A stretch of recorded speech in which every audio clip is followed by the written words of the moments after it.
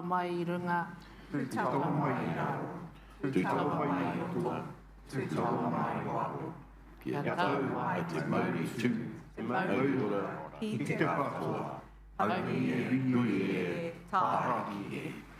Ina tātou katoa, ko hui mai nei, I raro tutu e nui o tēnei o ngā whare, te whare pakanga o ngā hoia, o tērā tēnā tātou. Nau mai, hara mai ki tēnei hui ngā tuatahi o Ngā Mānukanuka o te iwi.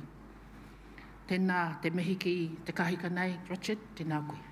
Koutou nā kai kauni hira, e noho nei, tēnā koe tau. Atu I a tātou, nā kanohi o ngā marae, ngā hapu, tēnā koe te katoa. Nā ringa o te kauni hira, te wakarangapu, Sam, koutou rā, horua rā, tēnā korua. Me ngā ringa, tēnā koe tau, kia ora rā. Me ngā manuhiri ka noho nei, tēnā koutou, hara mai. O tira, nau mai, piki mai, kaki mai rā. This is just a reminder, this meeting is being recorded and is live streamed on Council's Facebook page. Do I have any apologies? I have 2 apologies from Maureen Box and Evelyn Ratima. Do I have any other apologies? No. Kia ora.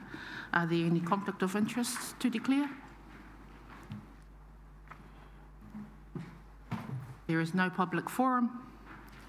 Are there any announcements from our Mayor? Nothing at this stage. Tēnā koe. Kahika. No announcements by myself. Are there any minor matters not on the agenda for discussion? Are there any announcements by management? Ko. Kia ora tātou.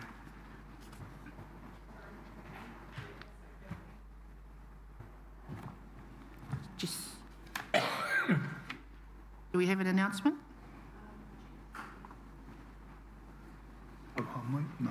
Yeah, that was you.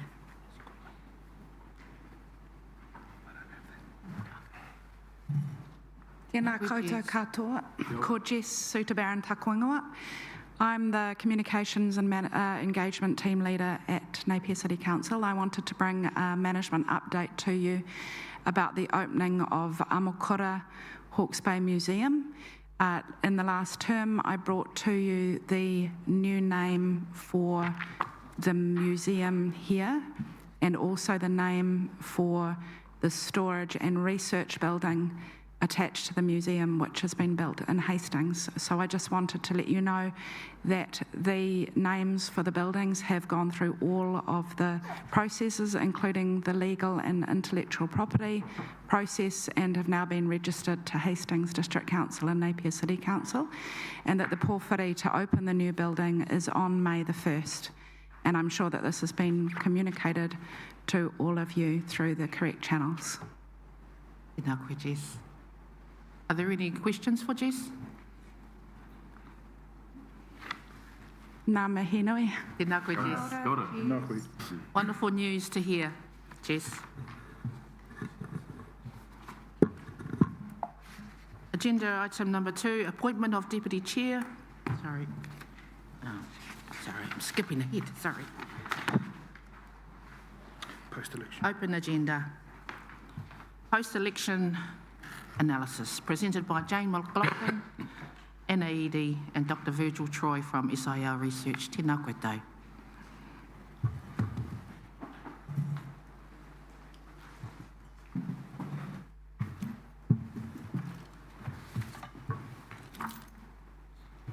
Tēnā koutou katoa, ko Jane McLaughlin, taku ingoa.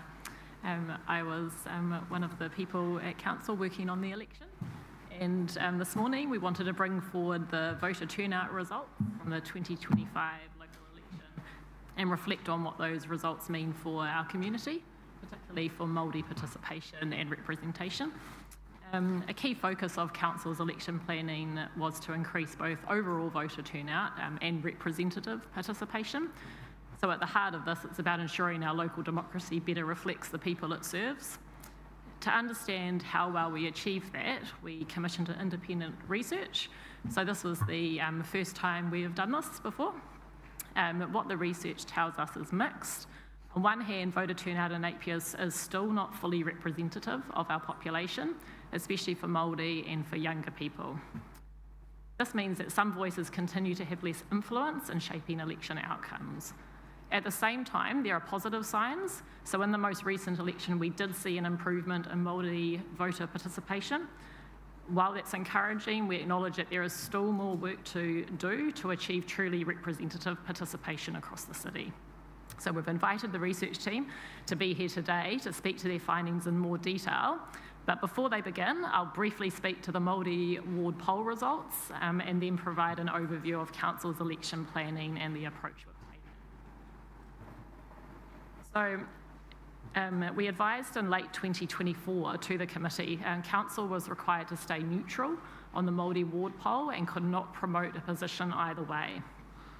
So as everyone will be aware, as a result of the poll, the Māori ward in Napier will be removed for the 2028 and 2031 local election. I think it's important to reflect on what the result looked like in real terms. So out of everyone who took part, 8,844 people, around 43%, voted in support of keeping the Māori ward. And on the other side, 11,656 people, about 54%, voted for its removal. So the difference between those two groups was roughly 2,800 votes. So while the outcome is clear in a procedural sense, what it also tells us is that a significant number of people in our community supported Māori representation and wanted that voice to remain. So there is a visible base of support for Māori wards and for Māori voices in decision-making in Napier. A representation review will be needed prior to the next election in 2028, and this will be started in 2027. This will look at fair and effective representation and cover whether there are wards, at-large councillors, or a mix of both. If there are wards, their size, configuration, and names, the council size, so the number of elected members, and whether there are community boards. This process is an important opportunity to shape how representation works for Napier going forward, and the findings and options will be brought to this committee so your input and guidance can help inform that work. I'll now give a brief overview of Council's election planning. Before we started our election planning, we came to the committee, it was late in 2024, and sought your initial ideas, and then had a series of hui to gain further insights, test ideas, and provide information on enrolment and the election. We invested significantly in our election planning and services over what had been done in previous elections, including we commissioned research that came out of the huis as something that would be beneficial, so on voter perceptions, including barriers to voting. We ran a youth-focused social media campaign, so that was quite good, with one video on TikTok receiving nearly 80,000 views. So you might have seen that one. That was the Be the Goat and Vote, greatest of all time. That's what GOAT stands for. We also enabled enrolments through attending local events, reaching out to high schools, businesses, and community groups. So over 280 enrolments were taken and over 1,000 residents were interacted with. We empowered community groups with information so that they could go out and talk with their members. We held 2 candidate information sessions, and we held these earlier than had previously been held, and we produced a prospective candidate booklet. For the candidates, we also offered to film a 90-second video, and that was one of the top performing or top visited pages for council over the voting period, and that page had over 14,000 views. And we increased the number of locations for people to cast a special vote, and we also had a voter van, which was our library van, masquerading as a voter van, including a mobile voting service, and this resulted in 600 more votes than in the previous election for special votes, so we had a total of about 800 special votes that came through there. And we also increased the number of voting bins. So we went from about, I think, 9 to about 21. And so about 73% of all votes came through that method. So there was a lot of community uptake for that. So in particular, for enabling enrolments, I think when we sort of reflected on, what have we done and where we gain sort of higher numbers, we recognise the success of visiting the high schools, and we would like to investigate establishing a high school outreach program in conjunction with the local electoral commission rep to give all 17 to 18-year-old students in Napier an opportunity to enrol before leaving school. And we'd also like to acknowledge the local electoral commission representative, who most of you have probably met, Michelle Jaggard, and the many community organisations and individuals who drew on their relationships and connections within the community to engage with whānau across Napier. And that mahi has been vital to raise participation. I'll now introduce Dr. Virgil Troy from SIL Research. Morena. My name is Virgil. This is Shane, my colleague, and the two of us worked on this project along with Jane to put together some research to enable you to improve decision making and to draw on insights from the community. So we're just going to make a short presentation this morning. Some of what I'm going to bring up, Jane's already mentioned, but I'll just run through it with you.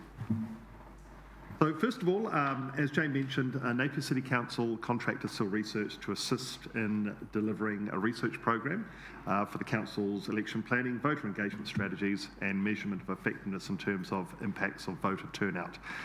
Insight in this regard was particularly relevant given the introduction in 2025 of Māori wards and councillors for Napier City, and the central government instigated a binding poll on the retention of Māori wards beyond 2025. So there were two stages of this research.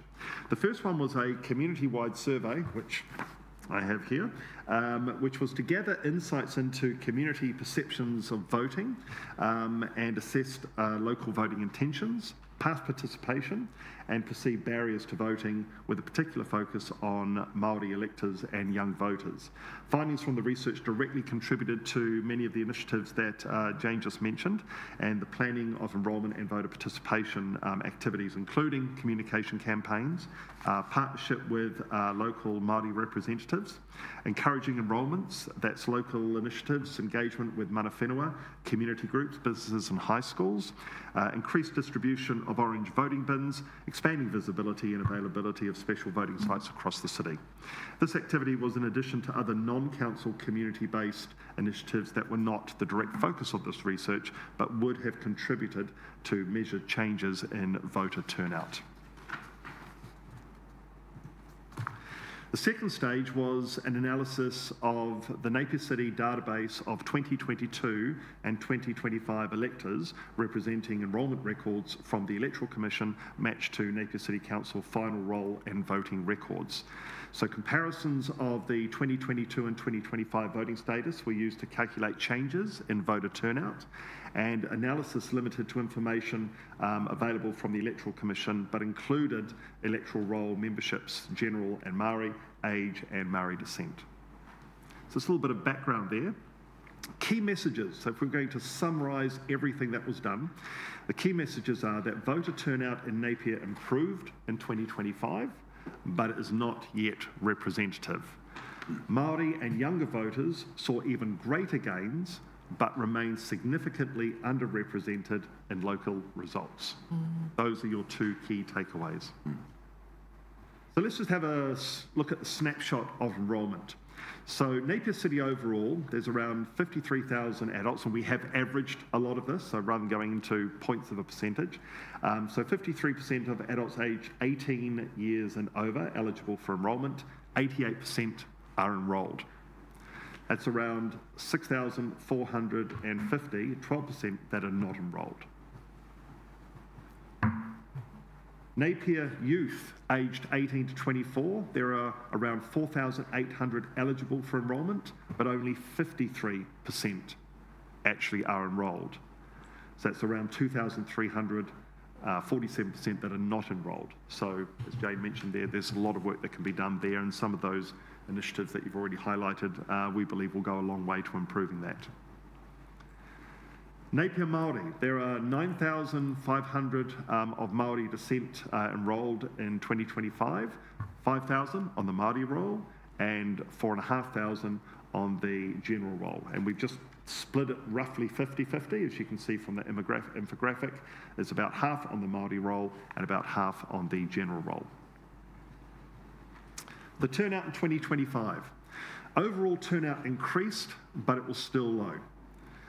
So overall turnout was 45.5%, which was up from 35% in 2022, but more than half of eligible voters did not vote. The general roll, 47%, was up from 38% in 2022. The Māori roll turnout, 30% this year, which was actually over a doubling from 14% in 2022. So things have improved significantly. So the general roll voter turnout in 2025, 45% voted, 55% didn't. And when it comes to the Māori roll voter turnout in 2025, 30% voted and 70% didn't. But still an improvement on previous years. A bit more about Māori turnout in 2025. The turnout gap for Māori remains significant. Māori descent turnout, 32%, up from 18% in 2022, so 3,000 people voted. Non-Māori turnout, 49%, up from 40% in 2022. Māori voices are significantly underrepresented relative to their share of the population. Māori roll turnout gains. So the Māori turnout is improving. 800 more on the Māori roll voted in 2025. That's 30% of those enrolled. The Māori roll turnout is now similar to Māori on the general roll, and a larger percentage increase than for, it was a larger percent increase than for non-Māori. So more Māori voted than non-Māori in terms of increased percentages. Rangatahi turnout gains. Youth turnout increased. For Māori 18 to 24, 6% in 2022, 24% in 2025. It's a larger percentage increase than for non-Māori. Non-Māori 18 to 24 was 12% in 2022 and 26% in 2025. And among Māori 18 to 34, 251 voters turned out in 2022, and almost triple that, 771 voters turned out in 2025. So there are definitely significant improvements in Māori turnout. I might get you to do this one if you'd like, Shane, just in terms of Māori youth, similar turnout to non-Māori youth. Yeah, sure. Thank you, Virgil.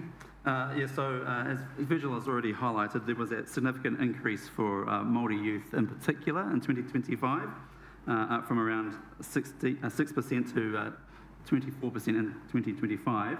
When we look at non-Māori of that same age group in particular, just for the comparison, so slightly more voted in 2025, 26% non-Māori, but that compares with the 24% of Māori in that 18 to 24 gap range.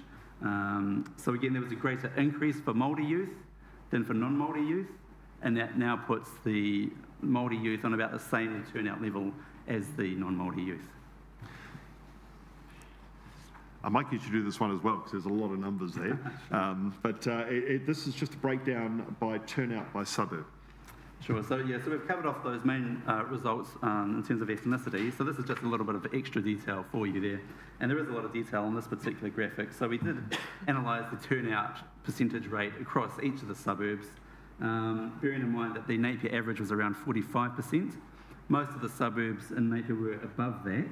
But there were, of course, some significant ones that were below the average.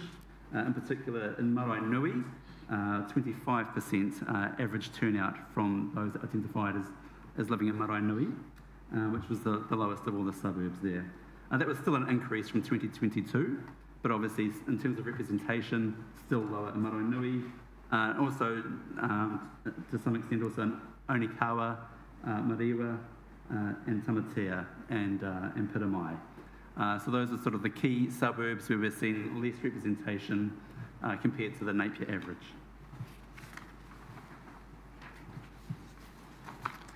We just have an analysis here in terms of the overall results for each of the wards. And we've also looked at this in terms of the general roll total and the Māori roll total, because of course Māori roll voters this year were voting in the Te Whanga ward specifically. So as we know, on the general roll, about 47% turnout there, and on the Māori roll in the Te Whanga ward, it was around 30 to 31% turnout. And we can see there was above average turnout for the Ahuriri General Ward and the Taradale General Ward, but below average turnout for the Napier Central General Ward. So this final one, I think, pretty much tells a very, very strong story here, that we definitely have had a significant increase in younger Māori participating, but where you can see the numbers tend to increase significantly and where they drop off is that it's the older age groups that obviously are voting. So if you look at the previous chart, you see quite a big jump there in Taradale percentages in terms of people that live in that area, but very, very low in the Maraenui, Onikawa and Mariwa area. And then you can see here, obviously, people who are older tend to vote more. So that will have quite a significant impact on the election turnout. So overall, things have improved, but it's still not quite where it needs to be. Right. Any questions? Kia ora koutou. I really do appreciate your guys' work. I don't know if there's been any kind of work like this done before, as like in data way, in your guys' work, what you guys done. Imagine if this had been done quite a few years ago, we could be. But hey, we're not there. We're not back in the past now. We are here. But I just want to applaud you guys for your guys' work. I really do appreciate that. I just want to say a couple of things though. Firstly, I don't speak for all Māori, but I know for us, where we come from, we're not just Māori, we're Irish and French, so that makes us half Māori.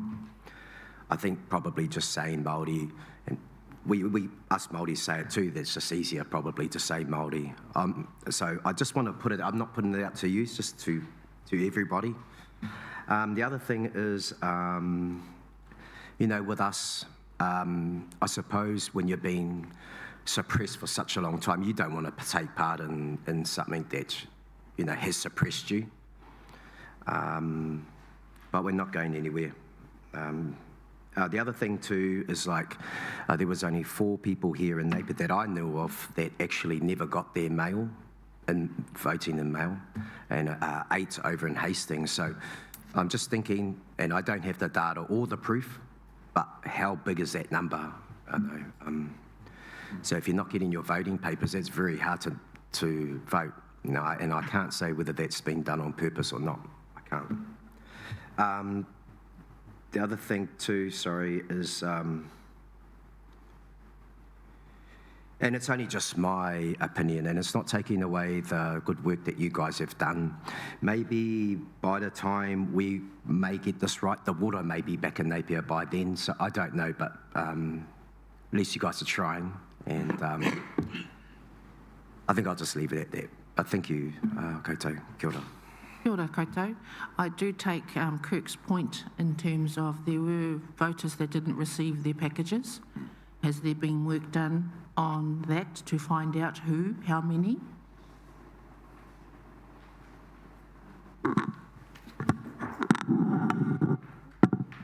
Kia ora koutou.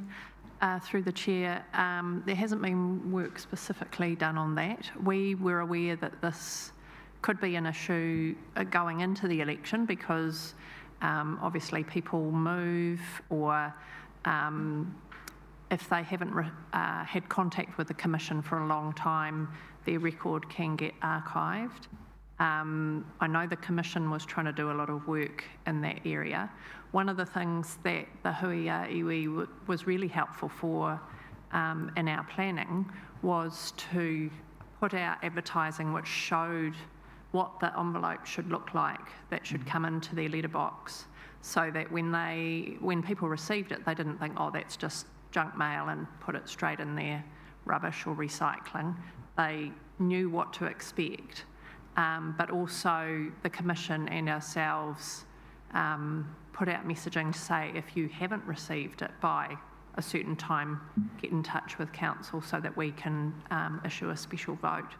So it is an issue that we're aware of leading into the elections, and something we would certainly think about next time as well. Yeah, because it is a thing. It has happened in our communities, so, and that's what Kirk is referring to in trying to help whānau to get registered. Yeah, it's a couple. I just have another pātau, actually. My older brother, his mum's English, and she wanted to vote in the Māori role, but she couldn't because it wasn't in her voting papers. So how does that work out? Because it seems like it's not your guys' fault, I know that. Seems like a bit of a divide. That's just my own whakaaro, a divide when it comes to, I thought we were voting for all the, if you stay in Napier, you have the right to vote for whoever you want to vote for, instead of being maybe dictated to how you should vote and who you should vote for. So how does that work? So that's something that we look at as part of the representation review. The review we carried out prior to this election, and we'll be doing starting later this year and into next year. The local government system is, if you have wards, you can only vote for the people that are standing in your ward. The alternative to that is to have at-large councillors, and so they represent the whole city, and everyone can vote for them as they can for the mayoral candidates. Unfortunately, there's no other way around that. If you have a ward system, that's you can only vote for people in your ward.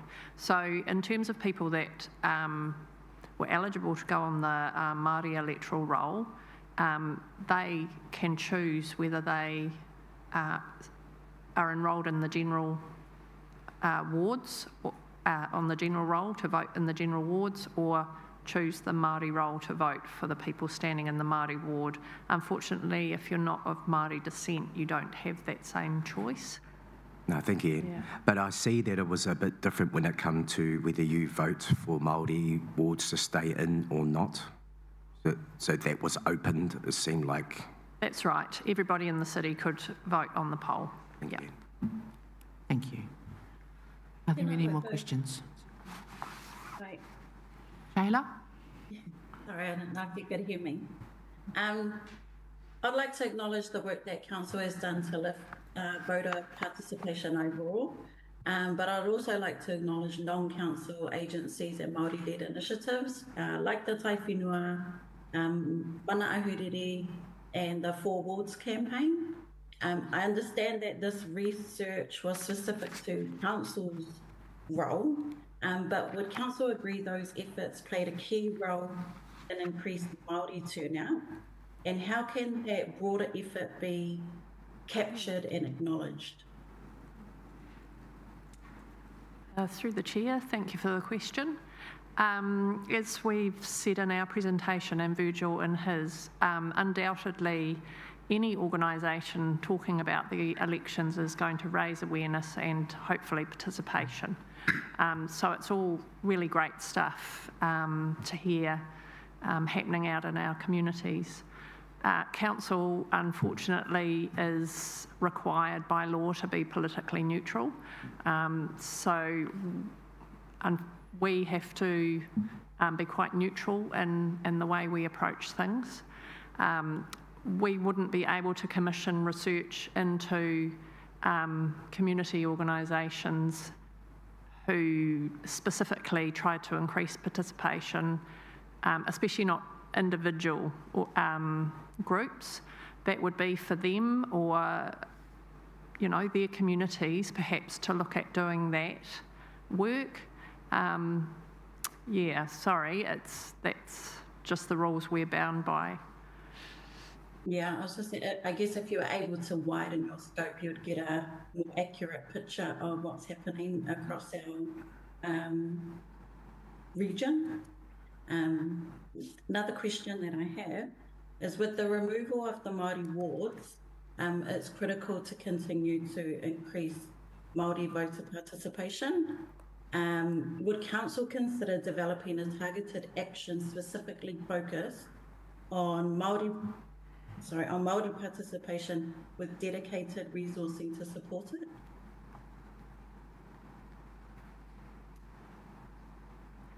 Through the chair, another great question.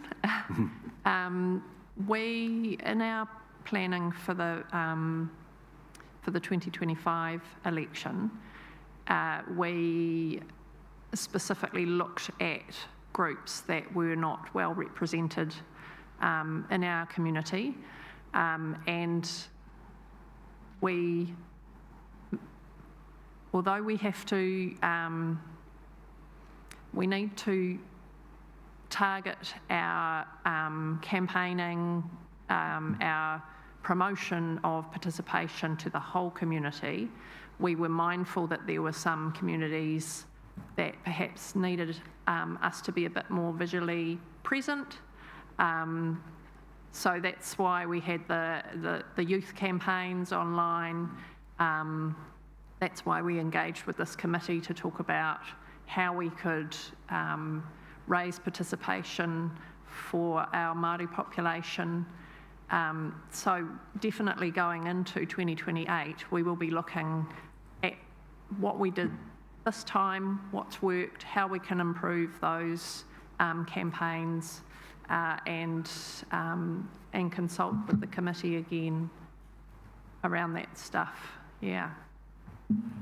That answers your question, sorry. Yeah. One last question. What specific role will mana whenua have in shaping the representation review? Through the chair, so I think previously we held a couple of hui, did we? On the representation review. We had one at Pukemukimuki Marae, encouraging that community to come in and talk to us and give us their feedback. This committee as well. And going into the next representation review, we will be looking to do similar things, targeting all of Napier, but really looking at how specific communities work together, what's going to work for them in terms of whether it's ward representation, whether it's at-large councillors. Definitely there will be a role to play there with mana whenua. Beyond consultation? Oh, sorry, I'm not quite sure what you're asking. Beyond consultation? Yeah, so just the question was around what specific role will mana whenua have in shaping the representation review, not just being consulted with. So just the design of it and decision making. So in terms of, through the chair, in terms of design and how the council will ultimately be constructed, it will be that listening, taking on board that feedback, the decision making about the final proposal is legislated to council. Kia ora. Thank you. Another question. Thank you, Shayla. Yep, kia ora, Jason. Kia ora whai. Nā mai haere mai. Tēnā rau atu a koutou I haere mai, I tēnei rā. Mō tō your report. It is rather comprehensive. I've gone through it, and figures just about going outside my head, and thank you for putting it in plain, simple language today for us we can understand. One of the questions I have is this, well, a couple of questions I have for you. The first one is, now, under the voting system for the Māori wards, people had to be on the Māori roll, right? With Māori wards gone at the next election, do people on the Māori roll now have to be on the general roll to vote in the coming elections or not? Through the chair, no. It will revert back to the system we had prior to the 2025 election, so it won't. The election won't be role-based. It will just be where you live, which ward you fall into. You could be on either role, you still participate.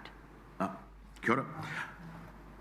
I'm always sceptical about social media, probably because of my age, because it was never around when I was 15, I can tell you that now. When you talk about how many people looked at the page, does that relate to, and we're talking an age group of what here, 18 to 24, thereabouts, are we? Yeah? Would that be a fair assumption? Yeah? Okay. How does that relate to how many votes were made by those people? The only reason I ask is because, is it worthwhile doing it? Through the chair, thank you for your question. Without actually asking people directly what influenced you to vote, did you vote, did you not vote, why? And that's what we did. We commissioned Virgil to do that research early in 2025, I think it was. And so obviously it's a bit late in the game. It would have been lovely to have done that straight after the election in 22. Yep. But we got that data then. So one of the things that came out from that, Virgil also did a focus group with youth at EIT, and one of the key things was that they wanted to see a kind of youth-led or youth-targeted social media campaign. And so when we gave that research to the comms team, that's why they piloted. They haven't done this before, so it was a bit of a trial to see how it went, and they had a local firm helping them to provide sort of, I guess, I don't say funky, it's probably a very old person term, but content that would speak to the youth, that might not speak to sort of our ages, I guess. Yep. Yeah. So without actually talking to people, we can't know for sure, but we do know that from the research, Virgil, we commissioned in early 2025, there were things that people told us that would be either barriers to them or things that they might like to see. So we tried our best to do those things and for this latest election. You raised the word barriers, right? And I've written down here, only 25% of Maraenui, Puramai, Wanikawa, Tamatea and Māori were voted. In your view, what do you think the barriers are to them? Because we're talking 75% of people on the general roll that didn't vote. So just in your view, what do you think those barriers are to those people that would certainly help us for the next election? Thank you for the question. Through the chair, I'm going to refer that question to Virgil because he did do the research on barriers. So I think he'll be best placed to answer that. Thank you. So you'll have to just bear with us while we rewind our brains back a year. I did bring the report just in case, but the information we have here, and we have actually got it broken down by Māori and non-Māori. One of the points you raised, didn't receive my voting papers. This is one of the things that got in the way of people doing it, so that's a valid point that you raised there. Didn't know how to vote was one of the areas that people highlighted. Some just weren't enrolled in time. Candidates didn't represent my views. That's across the board. That came up. Some said they were too young at the time to vote. Missed the deadline, which is why a lot of those initiatives of having more visibility was out there. Lack of knowledge or faith in councillors or in the process itself. That was quite low for Māori. That was only 2%. Lack of interest was definitely another one as well. That's for the past elections. This is just another breakdown by age. So 70% said they were too young at the time. So it's either they lived outside Napier when they actually did this piece of research, which was fine because that disqualified them anyway.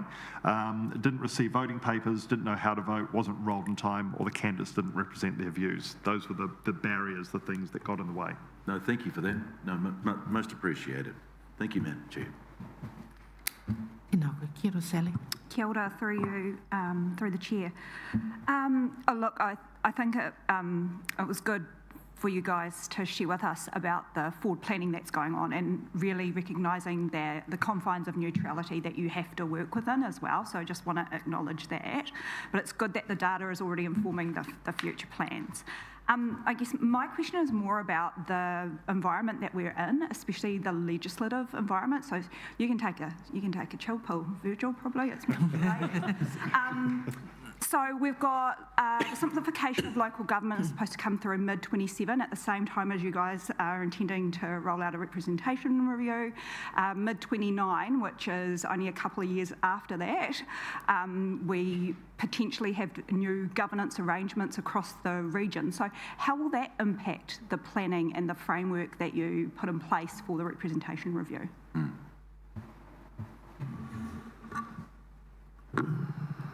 Through the chair, thank you for that question. That's a very good question, and one which we will need to work with the likes of Taituara, LGNZ to work through. Currently, the messaging is proceed as per normal.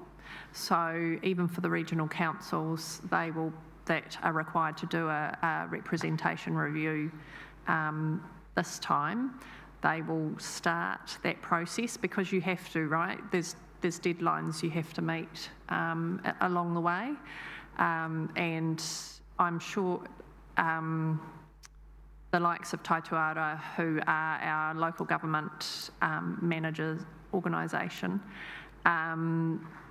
they will be keeping us as up to date as they can be. And providing guidance. They hold workshops and things like that with teams doing representation reviews. So we just really, it's a wait and see game for us at the moment, unfortunately. Yeah. Supplementary to that, if I may. Well, I guess given the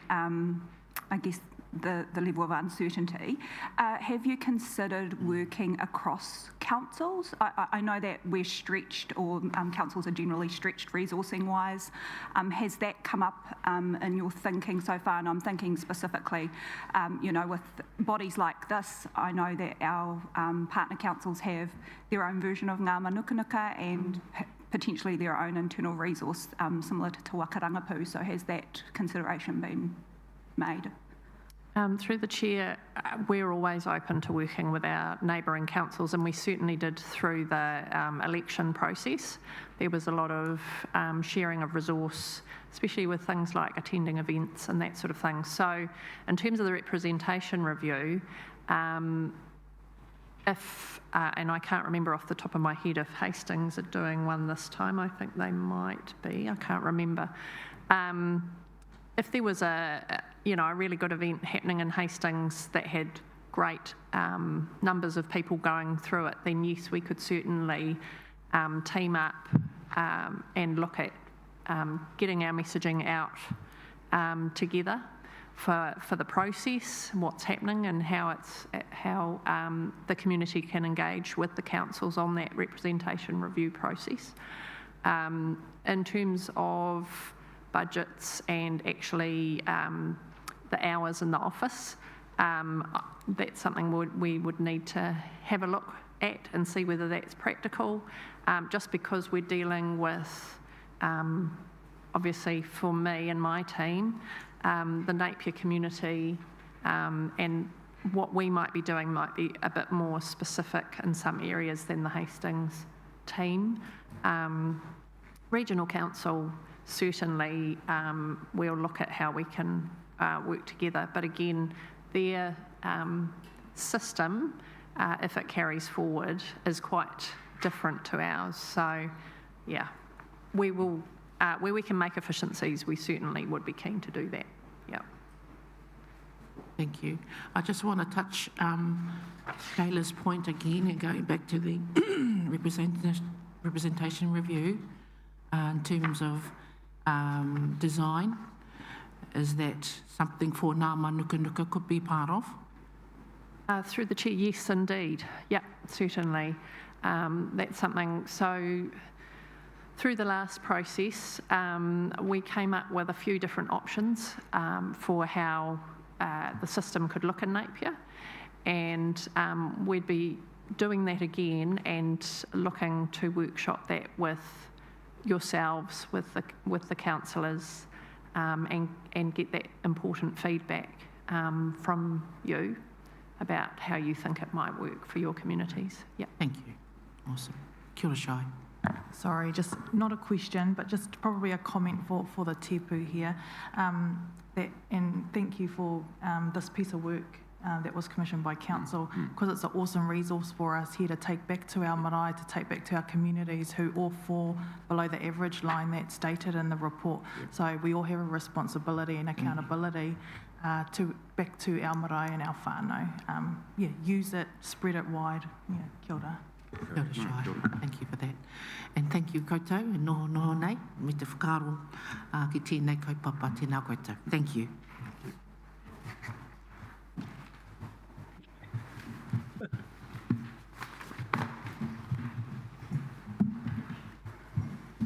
Okay. Do I have a mover and a seconder for the officer's recommendations? A, receive the report titled Post-Election Analysis dated 1st of April 2026. B, notes that Napier will not have a Māori ward in the 2028 and 2031 local elections. C, notes that because the Māori ward must be removed from Napier's 2028 local election, the council must undertake a representation review ahead of the 2028 election. D, note multiple organisations and individuals using their existing connections and relationships to reach communities are pivotal to raise Māori participation in local elections, particularly in light of the removal of the Māori ward in Napier for the next 2 local election cycles. The matter is now up for debate.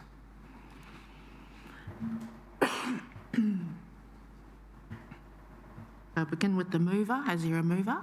Yep. Mara's, sorry. Mara's been... Oh, Shayla? Mara. Mara. Kia ora, Mara. Oh, sorry, I wasn't doing the moving. That's what I was trying to get it.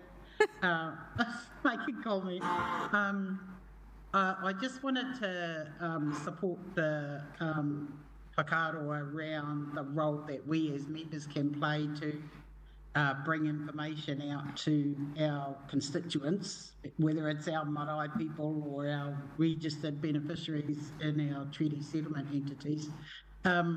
One of the things we've talked about this morning was relevancy and why our whānau should enrol and why they should vote. I'd be quite keen to understand. I couldn't see in the data, whilst it talks about the number of Māori enrolled climbing, I don't quite understand what the base is that we're working to. So is there like a quick figure you can say that we have X amount of eligible population and then X amount who actually enrolled, so that we can see what that gap is? Because I think for us, we're going to have two areas to influence. One is to get our eligible population enrolled, and then the second is for them to exercise that enrolment and vote. So we want to be able to influence both of those. And an issue I brought up this morning, I used my nieces and nephews who are in their 20s and as a bit of a litmus test, and I said, do you fellas vote in the election? And they were like, nah, we don't pay rates. And so there's this misunderstanding that unless you're a homeowner or you're paying rates and it's a direct impact on you, that voting for council maybe isn't so relevant to you, because they can't see, well, you know, how does it impact me if I'm living in a rental or whatever?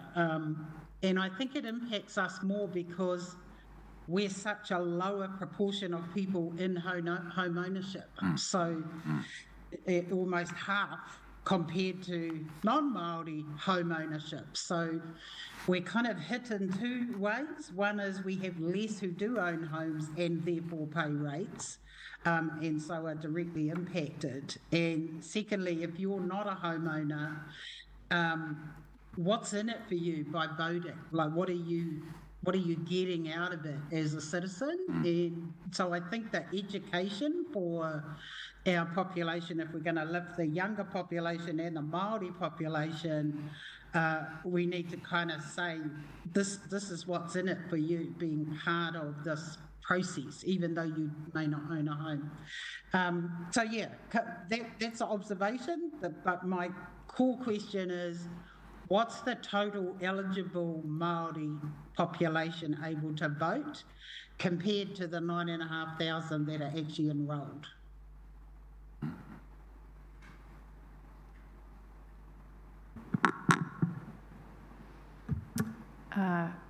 Through the chair,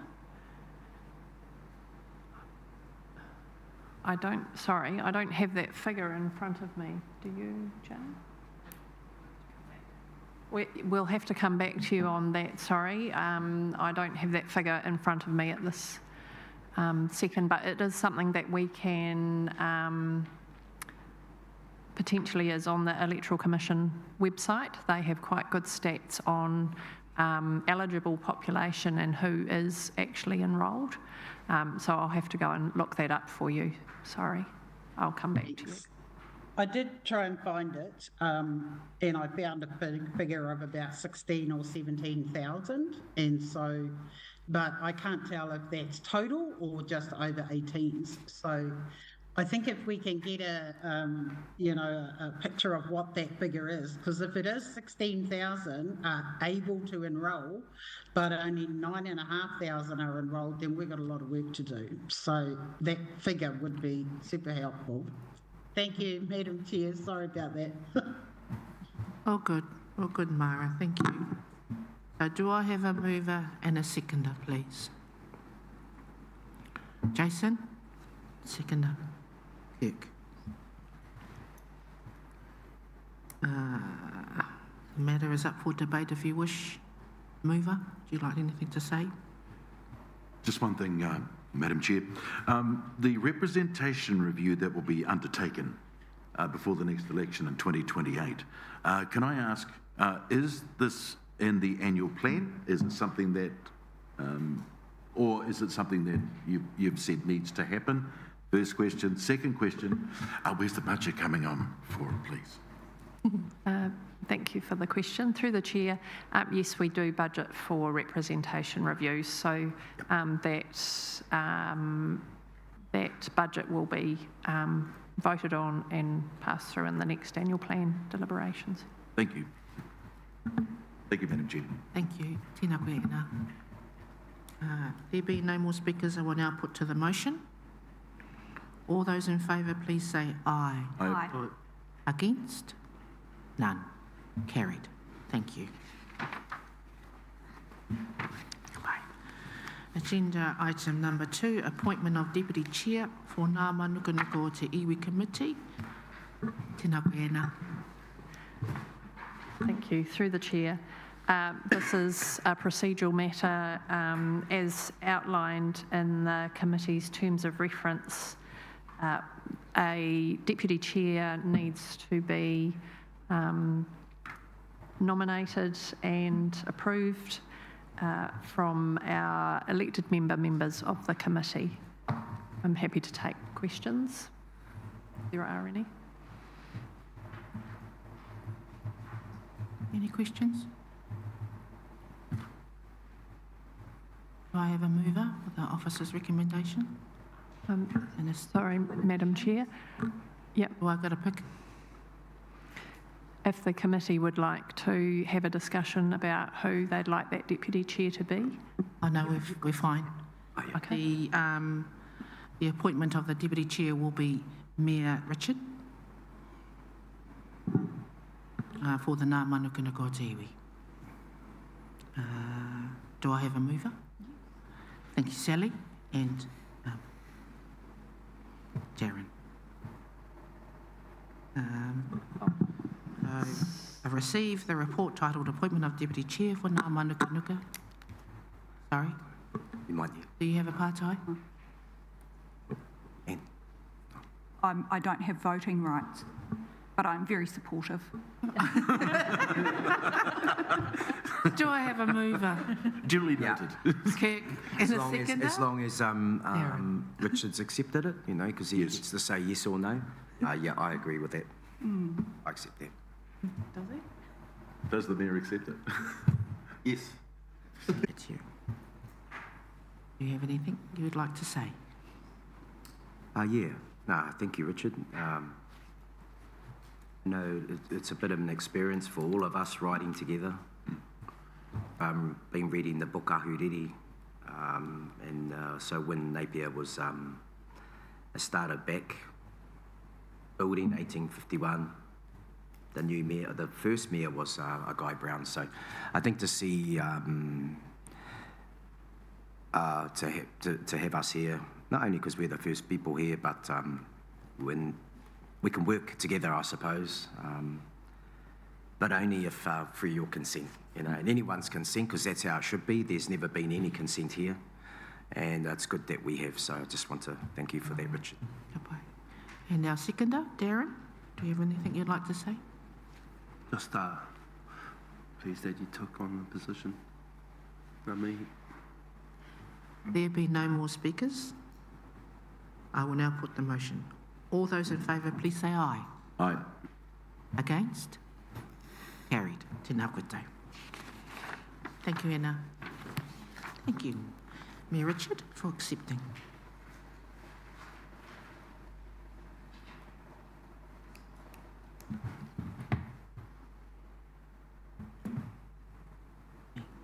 Agenda item number 3, nomination of appointed members to standing committees and a specialist committee for 2025-2028 triennium, presented by Sam. Tēnā koe, Sam. Tēnā koe. Tēnā rā tātou katoa. Congratulations, Mayor Richard, on the deputy role. Ato tātou nei whānau, te mana te tepu nei, nā hapu rangatira tēnā rā tātou katoa. Me no tino rangatira kei roto I tēnei tepu. Another procedural report, as outlined in the terms of reference and from our workshop. This report seeks the nominations for appointed members from Ngā Mānukanuka Te Iwi Committee to be appointed as voting members of the Delivery and Regulatory Performance Committee, the Corporate and Performance Committee, and the Risk and Assurance Committee. Whether you'd like to do those separately or together, however, I'm happy to take any partai. We'll do it all together. I think we can do that. So Ngā Mānuka has approved for Evelyn and Kirk to be appointed to the Delivery and Regulatory Performance Committee, and for Shayla and Jason to be appointed to the Corporate and Performance Committee, and for Shayla to be appointed to the Risk and Assurance Committee.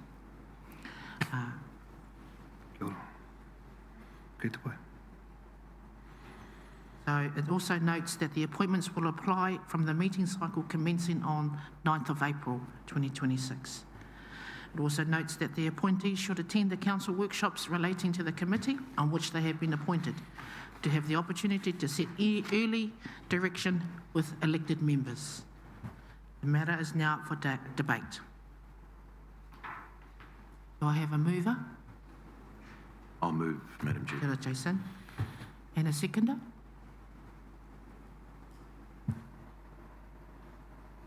You can't second. Darren.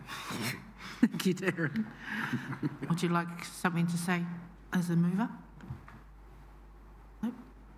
Jason? Nope. Okay. So there being no more speakers, I will now put to the motion. All those in favour, please say aye. Aye. Against? Carried. Thank you, everybody.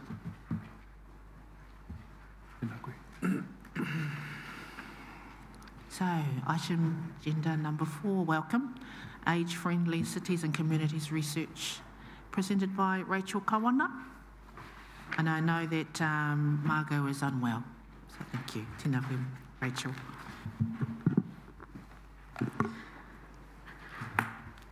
Morena, tēnā koutou katoa, ko Rachel Kawana toka ingoa. I'm a community resilience advisor with the portfolio of age-friendly Ahuriri Napier. So yes, apologies from Margot, who was going to present today.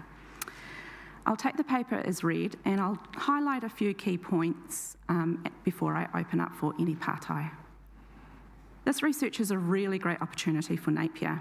As noted in the paper, in 2024 we undertook an age-friendly survey as part of a national pilot. That survey is now actually being rolled out across the Motu, which is fantastic. We've now been given the opportunity to go a little step further, so to dig a little bit deeper into those results, understand the why, and most importantly, identify some tangible actions that we can take as a city, not just council, but also as a community and community agencies. So why does this matter? We know that this work is becoming increasingly important. Nationally, projections show that around 2038, over 1 in 5 New Zealanders will be aged over 65 and over. At the same time, the ratio for working aged people to older adults is shrinking. Historically, that used to sit around 7 to 1 back in the 80s. Currently, it's closer to 4 to 1, and around 2040, they're predicting that's going to be changed to 3 to 1, and it'll continue to tighten after that. And importantly, the 80 plus population is expected to nearly triple over the coming decades. In Napier, we're already above that curve, with approximately 21% of our population aged over 65. We're also projected to be one of the aged super cities, it's known as, across the Motu as well, where we will be projected to be around 30% by about 2050. And there are a few cities around the Motu that will be part of that, like Nelson and Auckland.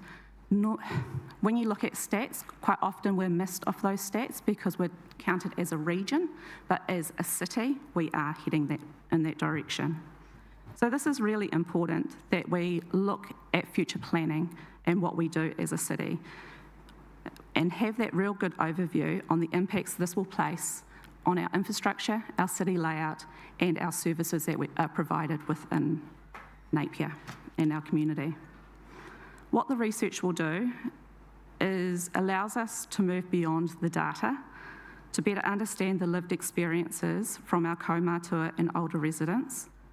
We're looking at things that were identified in the survey around social participation, transport, community support and health to start off with, because they scored the lowest in our 2024 survey. However, there is still open to discussions around housing and finances and open spaces as well, depending on the direction of those conversations and kōrero that's happening. And really understand where people may be less connected or are facing barriers. How it will work, the research will involve a number of focus groups as outlined in the paper. Be around 4 to 6 focus groups with approximately 10 participants in each. That might not sound like a lot of participants, however, we're really focusing on those that were identified as struggling or disconnected in our communities to get those tangible actions. Due to the ethics process, we're unable to directly approach the individuals to participate, Margot and myself. So instead we'll be working with through trusted networks and organisations. Once the individuals have put their hand up to participate, then we'll be able to kōrero with them around the finer details. It's really important that the research reflects our diversity of our community as well. We're aiming to engage with around 20 to 25% Māori participation to ensure that kaumātua voices are well represented. We'd also like to include representation from other ethnic communities where possible as well, and which Rebecca Peterson will be talking about our multicultural strategy shortly too. It's also important to note that the research is being undertaken via Auckland University of Technology, and they've gone through their own ethics approval for that process. That was last week. Unfortunately, I haven't been able to get the update on that process yet. I just haven't been able to connect with Dr. Sarah Napier, but I will hope to have that shortly.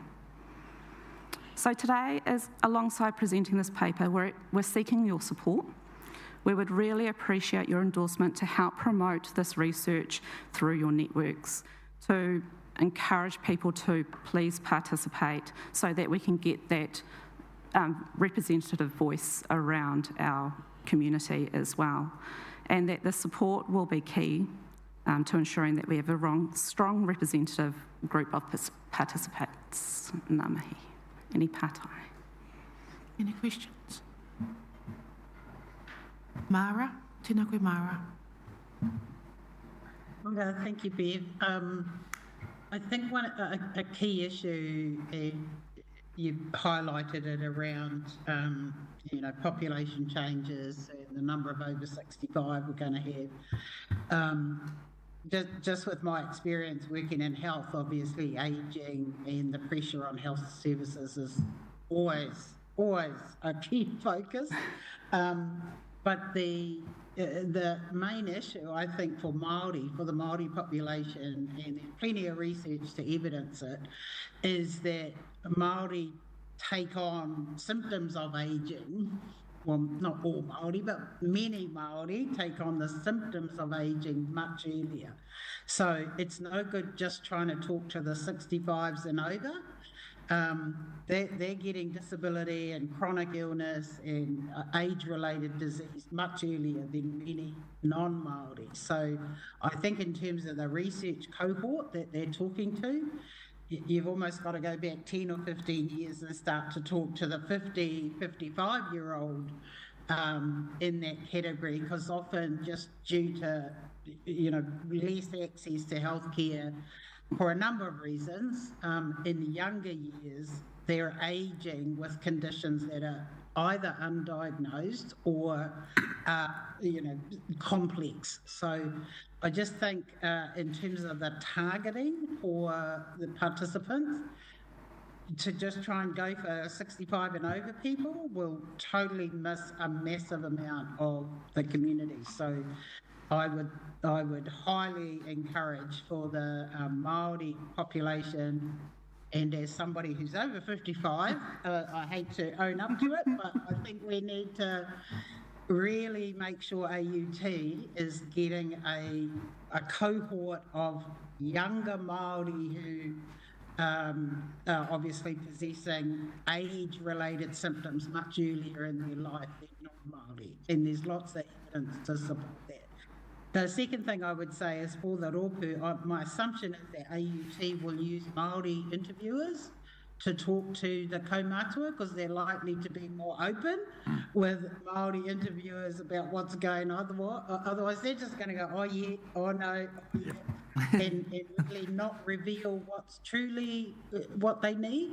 And then we discussed a third point this morning, which was another impact, which is hitting our elder people more often, and that is that they're now grandparents raising grandchildren. And I know it's a trend going across the country, but that factor of what does the impact of raising grandchildren because of all what's going on with the parents, with all the social impacts, what impact does that have in terms of services? Because we definitely do not have enough aged facilities for kaumātua. We don't have them now, so I don't know how we're going to plan to have them in future. But also, I think we're going to need a set of services that is for the older, 50, 60, sometimes 70-year-olds who are actually raising their mokopuna because they have to, because their parents are elsewhere. So I just think those are factors that should be taken into the scoping of the research process. Kia ora. Kia ora. He kōrero anō? Yep. Madam Chair, thank you for your report this morning. You have my full support for this. Thank you. In fact, I probably fit your category. And on top of that, not only myself, but I think other people my age are still working as well. And that's going to have a big impact on this report too. One of the things I do want to raise is that with our elderly, and I fit that category, there is a fear and abuse of the system.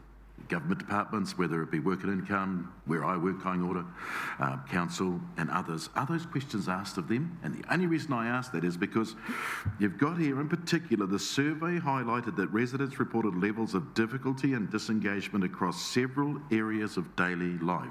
Does that fit that, or is this something different?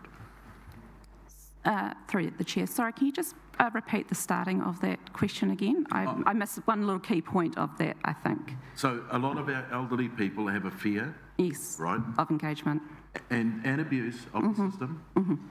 You know, Yeah, so, and we hope to flesh that out a little bit in the focus research as well. What are those fears? What is making them not as engaged in coming into these services, or that level of abuse as well, elder abuse it is a known thing, or ageism is actually quite a known thing in that area as well. So that does hope to flesh that out in that research, and how can we better those services to include people more and get them coming into us for that level of support that they require. Absolutely. no, catch by. Thank you for that. Thank you, Madam Chair. Kia ora. We, as Ahuriri and as our hapu and our marae, we have a kāhui pakake representation group. That's probably, this will be their second year going into now. And so we have quite a wide representation there. Can we get our members onto this committee or community? Through the chair, absolutely. We would love more representation. So at the moment we have Whai Alexia, who is our co-chair, along with Maxine Bowe. Those are our two co-chairs. We did have representation from Tai Whenua and also from apologies. We're also looking at getting more representation from Rupua Iwi as well. So absolutely welcome another representative. Absolutely, yes. I will get some details from you. A good discussions just earlier with our members, and talking about, you know, how our Māori and our non-Māori, how their livelihoods are totally different, whereas a lot of our pakeke work the maraes.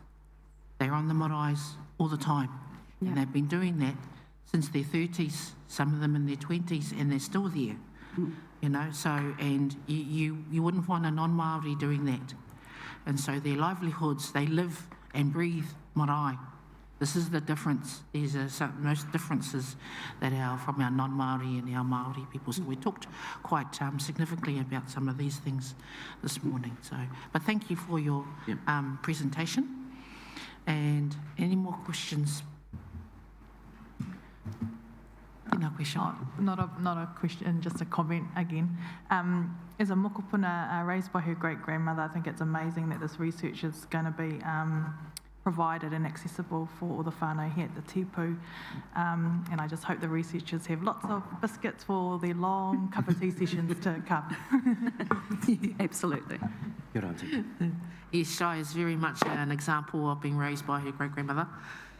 We've all been around at the time that she was being raised by, so a lot of us around this table have seen who comes through. So, so that's a really good aspect of what some of this research that you will be doing. Okay, do I have a mover and a seconder, please? Kirk, mover and seconder? I'll second it, Madam Chair. Kia ora, Jason.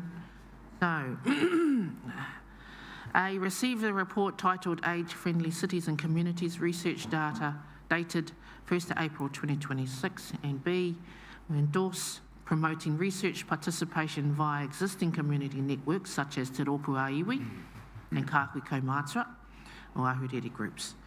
Notes the research approach, including the intention of work alongside community partners to support engagement with Kaumātua and Māori communities. The matter is now up for debate. The mover, would you like to say something? Kia ora, Rachel. Thank you for your mahi. And I understand you're sitting alongside a couple of people from Timikara, our aunties, three of them actually. They said they couldn't make it here. But anyway, I think just through the comments that's been said relating to this matter, I think we can still add on to that or make it better. And like Mara said, maybe even for generations that are going to get to that stage. I'm surely that they don't want to be struggling, you know, they've probably worked hard, probably been abused at the same time. I'm not quite sure at work, you know, you've got alcohol, you've got pharma, medication, there's all kinds of things that, you know, and they deserve to be happy. After that age, they've worked hard maybe and they deserve to live a good life. So we can add on to that later. But thank you very much. Kia ora tātou. Kia ora, tēnā koe. There being no more speakers, now put the motion. All those in favour, please say aye. Aye. Against? Carried. Tēnā koe, Rachel.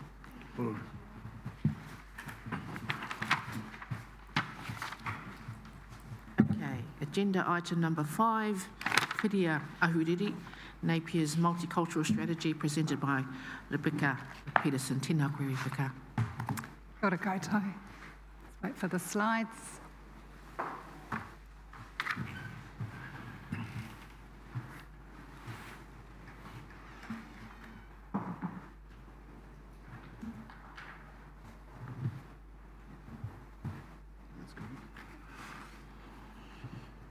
Arrows left and right. Cool, thank you. I'll drive the laptop.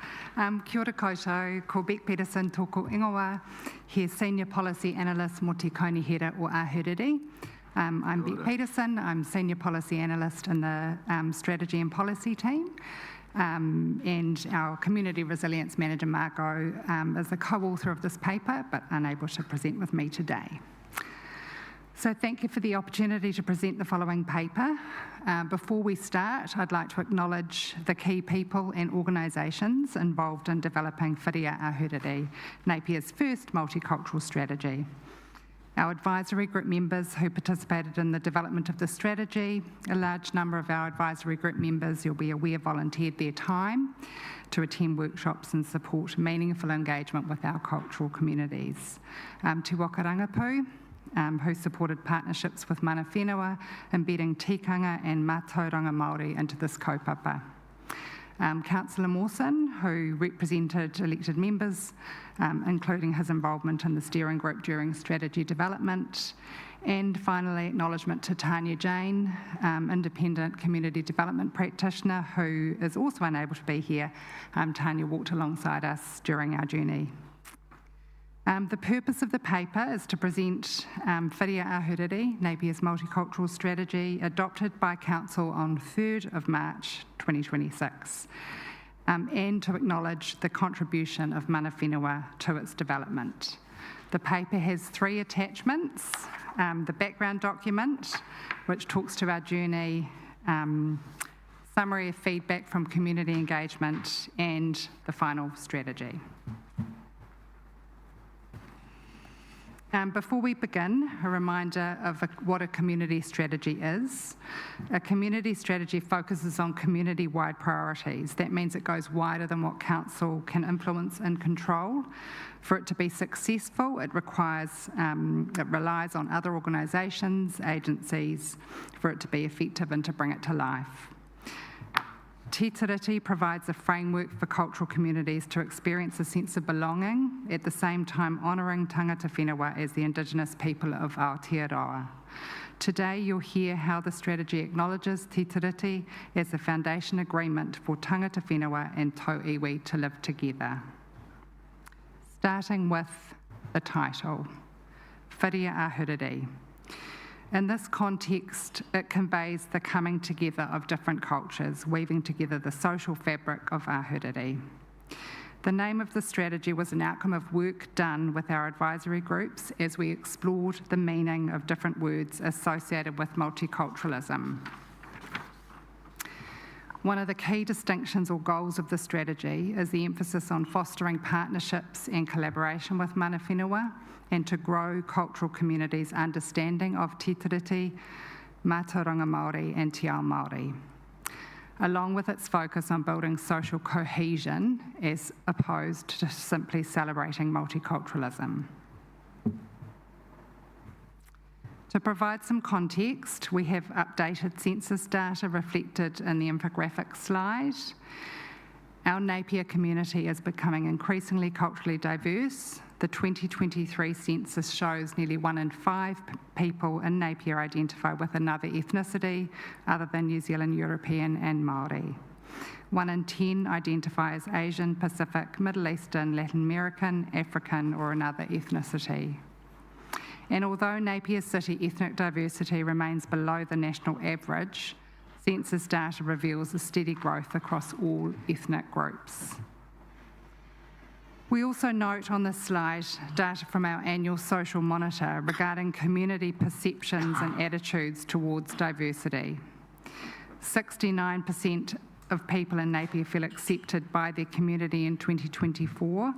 This is a decrease from 78% in 2023. 45% of Napier residents believe diversity makes the city a better place to live. This is less than half and down from 54% in 2022. I believe we've got updated social monitor data as well, which I won't go into today. The next slides share the vision, values and principles and focus areas of the strategy. The vision is, together we thrive. Napier is a city where people from all cultures can belong and thrive. The values and principles of the strategy represent the journey of how authentic relationships develop. We start by offering respect, kindness and aroha with manaakitanga. Then we identify connections, build trust and a sense of belonging, whanaungatanga. Following this, we begin to trust, work in partnership, aiming to achieve equity in community, kotahitanga. Finally, we have stronger, more meaningful connections where we can have courageous conversations that demonstrate a deep authenticity and integrity, mana tangata. The Potama step design in the strategy reflects the stages of building relationships as described in our values. These are the 5 focus areas for the strategy, starting with community connection and cohesion, where we foster meaningful intercultural relationships. Cultural expression and pride, where people have opportunities to celebrate their cultural identity. Wellbeing and safety, where you feel safe to be yourself at home, at work and in your community without feeling discriminated against. Access and support, where all have equitable access to services and support. And engagement and participation, where cultural communities have the opportunity to fully participate and have a voice in all aspects of community and civic life. This is a slide, a reminder of the journey to developing the strategy, which began during late 2023. We began the process in response to formal submissions from community leaders and the knowledge that our community was becoming more culturally diverse. We completed a desktop review, looked at other councils' multicultural strategies, I think there's only two others nationally, and welcoming community plans. We met with Te Tauwhenua o Te Whanganui a Orotu and Ngā Mānukanuka o Te Iwi to share our intention to develop a multicultural strategy and seek mana whenua representation as part of our advisory group structure. Further updates were provided to the committee during November 2024 and August 2025. The committee's feedback, support from Te Waka Rangapu and Timikara Marae representation on our reference group were integral in shaping the strategy's foundations, ensuring the strategy reflected Te Tiriti o Waitangi principles and Te Ao Māori values and aspirations. The advisory groups contributed key insights and advice that was crucial, including setting the vision, values, principles and focus areas. Our advisory groups helped develop a database of stakeholders that created a plan and tools for pre-engagement and targeted engagement. We held a range of engagements, presentations, workshops and attended events. We ran a survey and received 119 responses. All of that data and responses were analysed, grouped into themes to inform the strategy. In September last year, Council approved the strategy for wider community consultation. And as you'll see in this slide, this shows who submitted, and the feedback was positive overall. We also had a number of submitters provide ideas for projects and actions, and all of this has been collated and kept and will be considered as part of implementation. So as I mentioned earlier, Council adopted Whiria Ahuriri on March 3rd. Our community resilience team will be responsible for implementation of the strategy. An action plan will be developed, but first we'll need to create a new advisory group. This advisory group will be made up of organisation representatives, cultural community leaders and members from diverse cultural backgrounds. Actions will be phased over the 5-year period in stages under each of the priority areas with the aim of making it achievable and manageable. And to finish, today we're seeking Ngā Mānukanuka o te iwi to receive the report titled Whiria Ahuriri, note the strategy as adopted and continue to contribute to the establishment and terms of reference of the advisory group that will guide implementation. Ngā mihi nui, happy to take questions. Kia ora. No. Any questions? Kia ora, Rebecca. Thank you for your work. And it's probably going to be ongoing, but you've started it off, so that's awesome. I like the strategy development plan. Never heard those kind of things before when we talk about us all being together, engagement, connection, expression. You said something else, be free, be who you want to be. It's so lovely to hear. I know out there in Napier, it may be about flash stuff, our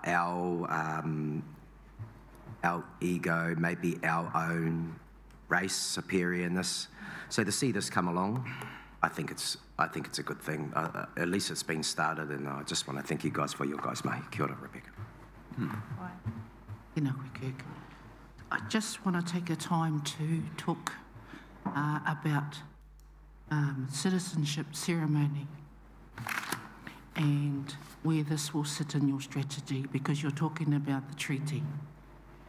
You're incorporating the Tiriti o Waitangi inside this. And so a lot of these ones that have come into the country all have been through the process of citizenship ceremony with the council. Do you have those stats? Through the chair, I'm not directly involved in the citizenship ceremony, but it's an ideal opportunity to work with those who do lead. Do you want to talk to? He's been busy today.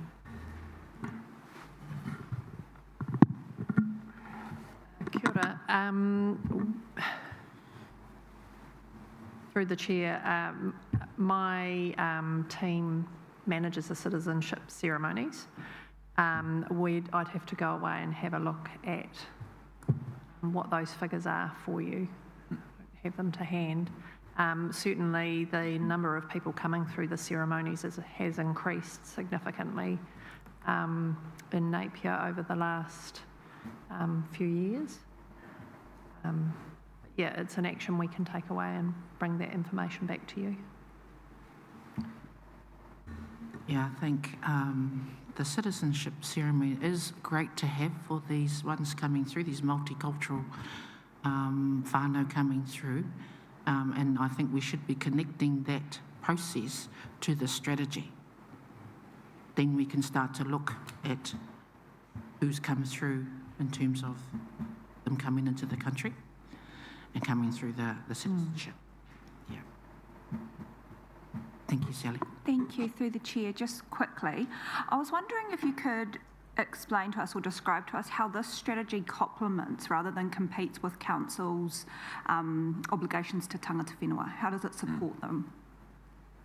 Through the chair, during our journey, we've identified a whole suite of potential actions that will be prioritised in terms of delivery. So one of the actions that came through our journey was our cultural community's interest and desire to understand Te Tiriti o Waitangi, to increase their knowledge of how to of marae and how to the tikanga and kawa on a marae. So there are a whole lot of activities that we've got already in our back pocket, which will be prioritised as part of implementing. Does that answer your question? No, so it supports, so those things are additional to what, or support the obligation that the organisation holds to tangata whenua as a treaty partner. Yeah, through the chair, I'm not sure I can answer on behalf of the organisation. I think this is a community strategy. We will be developing, we have adopted Te Tiriti as our foundation for the strategy, and that is embedded in our values, so that will be our guiding document. I don't know if I can answer aside from that. But complements rather than replaces, is what we're saying. I would, yeah. I'm not sure whether we, because this is a great conversation to be had around, especially around the citizenship, but it's not in the strategy. That would be that would be something that we would explore as part of implementation. So if there are additional supports, or how we can strengthen the citizenship ceremony, that would sit as a great opportunity to put in our action plan. Through the chair, just also one thing to note is obviously with the citizenship ceremonies, they those recipients, it's the DIA that's dealing directly with them a lot of the time. So our role is just that ceremony, but certainly at the ceremony there's opportunity to incorporate other elements of the council's roles and responsibilities. One of the things we do is to have the Electoral Commission there to encourage them to get enrolled to vote. So package. Yeah. So, sorry, thank you.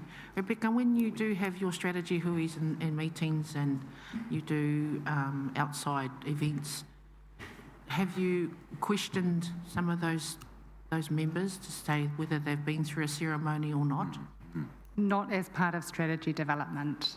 So that would be, if we were going to look at the citizenship ceremony and add value to that, that would be something we would have to work with governance and the DIA. So not at this stage. I think it would make sense if we put them through the ceremony, and we would have data. Yeah. We can most certainly follow that up with governance. Thank you very much. Any more questions? Madam Chair, thank you. Thank you for your report today. I'll be straight up and down with you. I mean, the first part I saw about the strategy was online. It was on social media. Lovely photograph of Councillor Mawson and Councillor Takita. And I saw this multicultural thing, and I went, well, that's fine. What about tangata whenua? That was my first thought. My other thought was, what do these people know about tangata whenua? And when I sit here and think about it some more, I think, this is a two-way street. This is a two-way street where we as Māori are tangata whenua. Firstly, we have kawa, we have tikanga. What do they know of that? But then on the other side of that, what do we know about them and their culture? And it could be this strategy here brings those two together for a better understanding. Mai whakaro, kia ora. Tēnā koe. Kia ora. Do I have a mover and a seconder, please? I'll move, Madam Chair. Thank you, Jason. And seconder? Kia ora, Kirk. So the officer's recommendation is A, receives the report titled Whiria Ahuriri, Napier's Multicultural Strategy dated 1st of April 2026. B, notes Whiria Ahuriri Napier's Multicultural Strategy is adopted. And C, notes the opportunity to contribute to the establishment and terms of reference of the advisory group that will guide strategy implementation. The matter is out for date. Can I have the mover? Would you like to say something, please, Mr. Mover? No? Get away.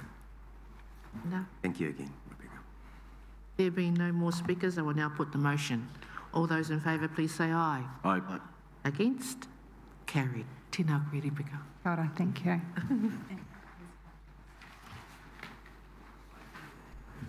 Been going for 6 years. Are there any minor matters not on the agenda? Okay, so we're now going around the table. Updates from members, please. We'll start with Darren.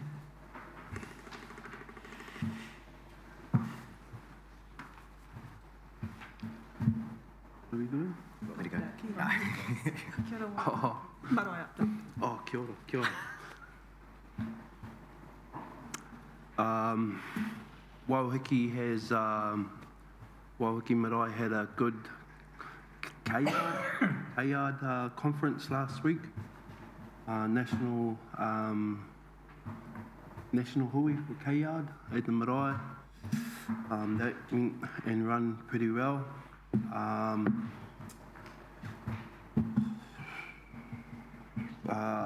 Ngāti Pāro Apu Trust had their elections this year and nominated a new chair. Nice. Well done to Darren.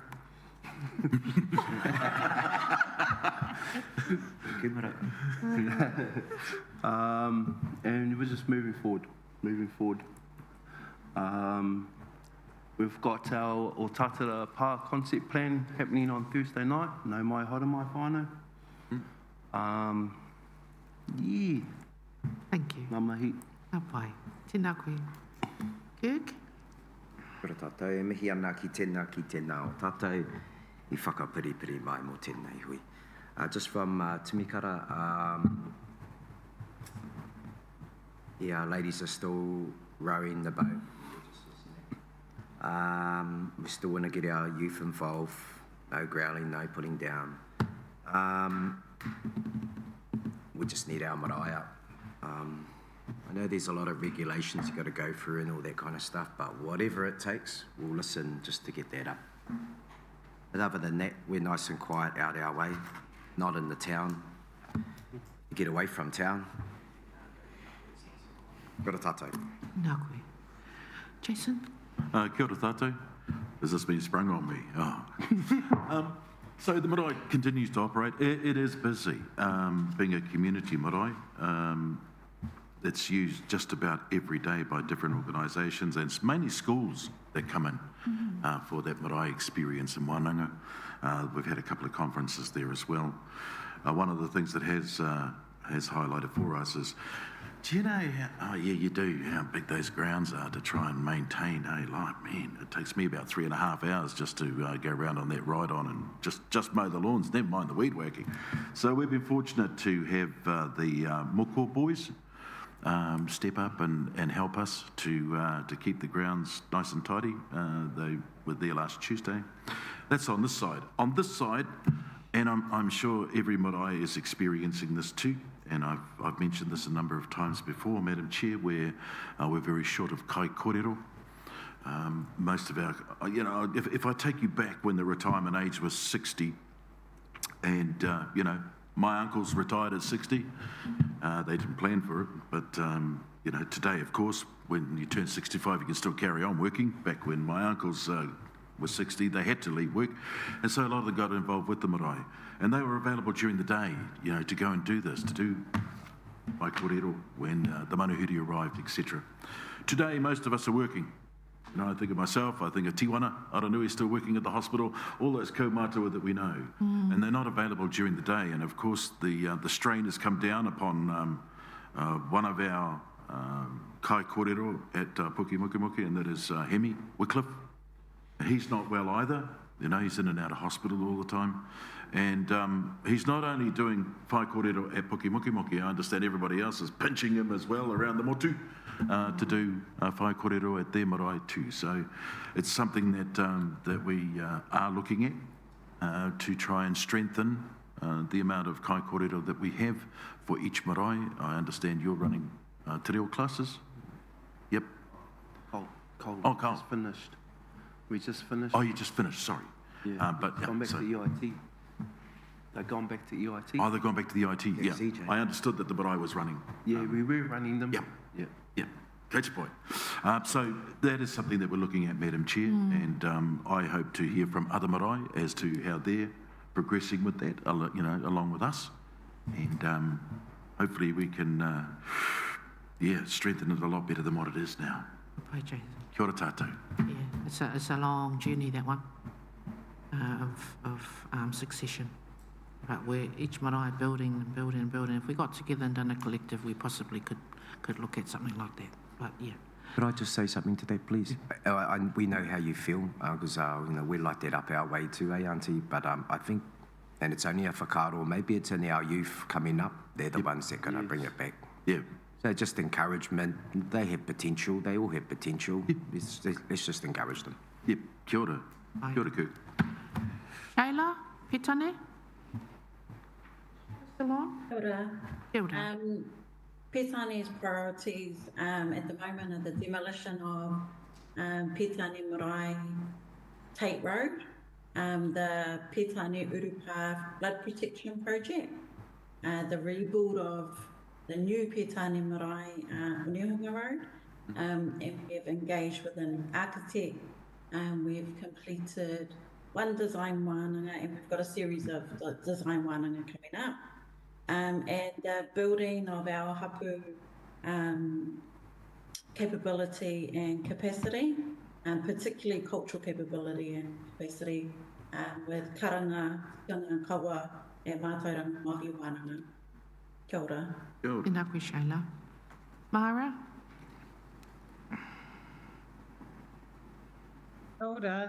Sounds like we're all in construction mode. She said district. So, yeah, we've broken ground at our new site at Tangoil. So all the earthworks, setting up the platforms for the new Tangoil marae have already started. So they're hoping to actually start construction later this year with the goal of finishing the marae in March 28. So that's all very exciting.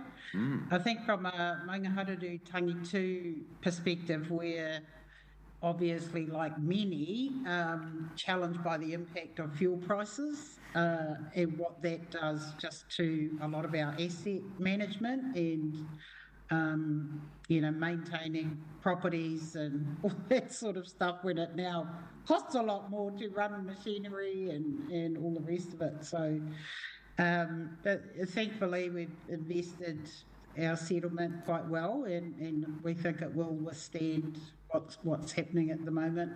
But yeah, our focus, like everyone else, is still to get our marae back and have a place for us all together.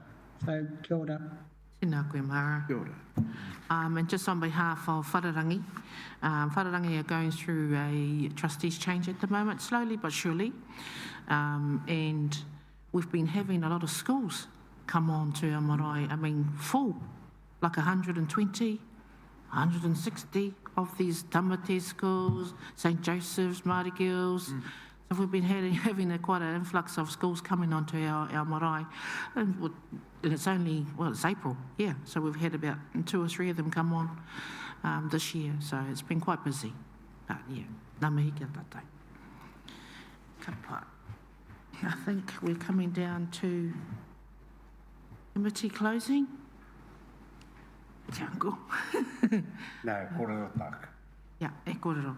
Okay. Kia ora tātai. Just listening to you fellas, I'm willing to help you, what Jason was just saying, short of kai kōreros and all that. I'll give you the foundation of that and what these kaikarangas do. You know, the whai kororo is just exactly the same. You know, I'm willing to, I'd want to write it down. I want you to understand it and write it down in your own thing. Because after so many years teaching people, they expect you to give a paper over. You know, now I think, no, make them work, you know. I do that at the EIT. When I see the students, they do it right, I make do it again, do it again, do it again. So I'm willing to help out on that for our tikana a lot. You know, just listening to the hui today, you know, there's a lot of promises in the korero, and I really liked it. Especially that fitting a multicultural thing. You know, we got to start bringing our stories to these places. Maybe it's the stories of Mataruho. So the people will really benefit from looking at the hill, they know the story. You know, all that kind of korero. Even now, we got a lot of korero here. And that should be part of that whiri ahuriri. Yeah. Kia ora. Thank you, Uncle. Well, if that's all we've got left today, I will take closing karakia. Me tū tātou. Kia tau, te rangi maere, I runga I ngā iwi katoa o ahuriri. I te ora, te kaha, I te māramatanga, ngā wā katoa, tihei, mauri ora. Tēnā koe tau. Kia ora. Kia ora.